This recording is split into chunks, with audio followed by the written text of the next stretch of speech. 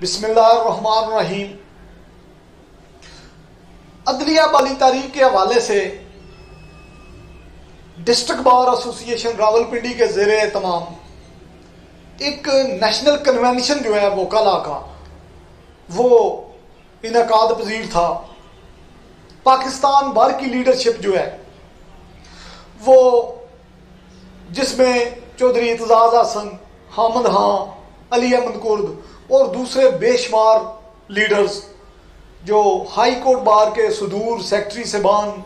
मेंबरान Punjab bar council, मेंबरान Pakistan bar council और supreme court bar के सदर और पाकिस्तान बार की बाज के सदूर और सेक्रेटरीज जो कोऑर्डिनेशन कमेटी के मेंबरान हैं वो स्टेज पर विराजमान थे। और वहाँ ये लीडरशिप के दरमियान ये फैसला हो चुका था कि धरना नहीं होगा। जजेस बहाली के लिए जो धरना का एक बहुत बड़ा स्लोगन था, ये तय किया जा चुका था कि धरना नहीं होगा। और जो सबसे बड़ी जज्बाती वबस्तगी नौजवान वकाला की थी वो अली अहमद कुर्द साहब के साथ थी। दूसरे वकाला के साथ भी बहुत ज्यादा वाबस्तगी थी, लेकिन अली अहमद कुर्द इस तारीख के रुए रवां थे और नौजवान वकाला को जज्बाती तौर पर उन्हें उबार कर और इस तारीख में जान पैदा करके अली अहमद कुर्द ने एक बहुत बड़ा रोल बना लिया था। तो अब ये टास्क जो है, ये एक अंडरस्टैंडिंग महसूस हो रही थी कि ये टास्क दिया गया था जनाब अली अहमद कुर्द साहब को कि आप इसमें वकाला को समझाएं, इनको बताएं कि अगर हमने धरना दिया तो वहां हमारे पास इतने सोर्सेज नहीं है, हम नहीं फीडबैक कर सकेंगे इतने बड़े धरने को। इतनी बड़ी तादाद में लोग बैठ गए तो दिन रात उनके खाने पीने का अरेंजमेंट कौन करेगा, हमारे पास इतने सोर्सेज नहीं, मौसम की शिद्दत अगर होती है तो उसमें कोई नुकसान हो जाए। ये बातें लॉजिकली बातें थी, ये ऐसी बातें नहीं थी कि उन्होंने कोई मिली भगत कर ली थी, ये बातें रैशनल बातें थी, ये अकली दलाइल पर मुंतज होती हुई एक नतीजा जिसका निकला वो बातें थी, वो डिस्कशन थी कि वहां अगर बहुत बड़ी तादाद में लोग बैठ जाते हैं तो मौसम की शिद्दत की वजह से अगर बहुत ज्यादा मसाइल आते हैं तो हमें नाकामी का सामना ना करना पड़े। लेकिन जब अली अहमद कुर्द अपनी तकरीर करने के लिए आए तो वहां गुजरात बार के नौजवान वकाला जो इस तारीख का रावल दस्ता बन चुके थे, जिन्होंने अपना खून दिया, जिन्होंने अपने कारोबार, अपने प्रोफेशन इस तारीख की नजर कर दिए, जिन्होंने अपने बीवी बच्चों का ख्याल करने की बजाय एक नेशनल काज को, एक बड़े मकसद के लिए अपने आप को वक्फ कर दिया हुआ था, वो नौजवान वकाला भी स्टेज पर मौजूद थे। स्टेज की जीनत बनने वाले बड़ी लीडरशिप स्टेज की जीनत बनते थे, लेकिन गुजरात बार के वो वकाला जो इस तारीख के कारकुन थे वो हमेशा उन्हें स्टेज पर पजीराई मिलती थी। तो अब जब जनाब अली अहमद कुर्द साहब ने अपनी तकरीर का आगाज किया तो उन्होंने बड़े दलाइल के साथ, बड़े तमल, बड़ी बर्दाश्त के साथ उन्होंने ये बातें करना शुरू की कि धरना जो है वो इसके कॉन्सिक्वेंसेस अगर मनफी आ गए तो फिर हम कहाँ स्टैंड करेंगे, इसको थोड़ा सा देखना होगा, इसको इसके मतलब बड़ी एक मैच्योर राय जो है वो कायम करना होगी। तो वहां मजमे में इस तरह फैला।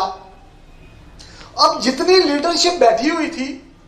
उसमें डिस्ट्रिक्ट बार के सदूर और सेक्रेटरी साहबान भी थे, तो कोई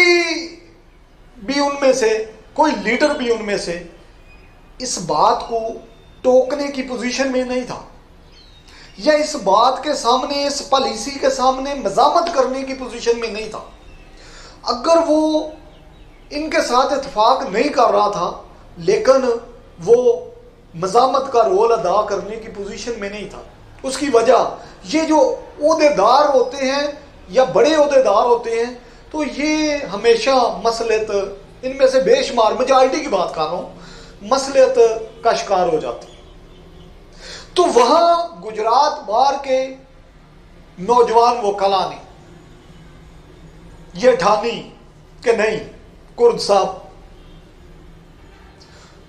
2-3-4 दोस्त एक साइड पे हो गए, 2-3-4 दोस्त दूसरी साइड पे हो गए, ठीक है। उन्होंने ये ठानी कि नहीं कुर्द साहब, जब आप वकला के मजमे में तशरीफ लाते हैं तो यहां क्या बात, क्या नारा लगता है, देखो देखो कौन आया, शेर आया, शेर आया। तो अब बात है, जो शेर रोज जिसे पुकारा जाता है, शेर आया, शेर आया, तो आज नारा लगेगा शेर बन, शेर बन, ठीक है। तो ये नारा स्टेज से जब गुजरात बार के चंद वकला ने ये नारा लगाया, तो इस नारे ने इतनी शिद्दत के साथ हजारों के मजमे में सरायत की कि नीचे से इसका रिस्पांस इतना शदीद आया कि पूरी लीडरशिप को वहां अपना जो मसलत अमेज प्लान था वो तब्दील करके, तो धरने की डेट वहां अनाउंस करनी पड़ी, वहां धरने का फैसला करना पड़ा। तो मैं ये बात आज आपसे शेयर करना चाहता था कि ये जो वर्कर होता है, ये जो वोटर होता है, ये जो कारकुन होता है, ये जो आम बंदा होता है, इसकी आवाज में बड़ी जान होती है। अगर ये स्टैंड ले तो ये अपनी लीडरशिप की सिम्मत दुरुस्त कर सकता है, ये अपनी लीडरशिप को राइट ट्रैक पर रख सकता है, ये अपनी लीडरशिप को राइट काज पर, राइट स्टैंड पर, स्टैंड लेने पर मजबूर कर सकता है। तो मैं आज का इस तमाम वाक़े का आपके साथ शेयर करना, चूंकि ये जो वाक़या है ये मेरी रूह में बसा है, ये हमारे खून में बसा है, क्योंकि हमने इन वाक़यात में से,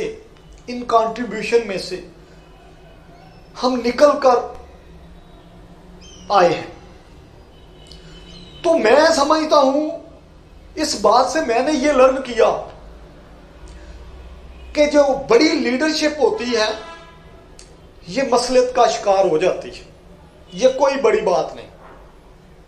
लेकिन इनको दुरुस्त सिम्मत में लाने के लिए जो कारकुन होता है, जिसके पास लूज करने के लिए कुछ नहीं होता, ये जो ओहदेदार होते हैं ये मसलियत का शिकार हो सकते हैं, लेकिन जो वर्कर होता है वो अगर स्टैंड ले और पूरी जुर्रत के साथ, पूरे अज़म और कमिटमेंट के साथ मज़ामत करे, तो लीडरशिप को वो राइट ट्रैक पे लेके आ सकता है। उसका बहुत बड़ा रोल है। ये मैं आज इंतखाबात के दौर हो रहे हैं, बार्स के इंतखाबात हो रहे हैं, बल्दियाती इंतखाबात होने जा रहे हैं, तो अगले साल जो है वो कौमी और सूबाई इंतखाबात भी होने हैं। तो मैं समझता हूं ये आवाज उठाने वाले, ये मज़ामत करने वाले वर्कर ही असल में रोल अदा करने की पोजीशन में होते हैं और इन्हें रोल अदा करना चाहिए। इसी तरह सोसाइटी में बेहतरी लाई जा सकती है। थैंक यू जी, बहुत शुक्रिया, थैंक यू वेरी मच।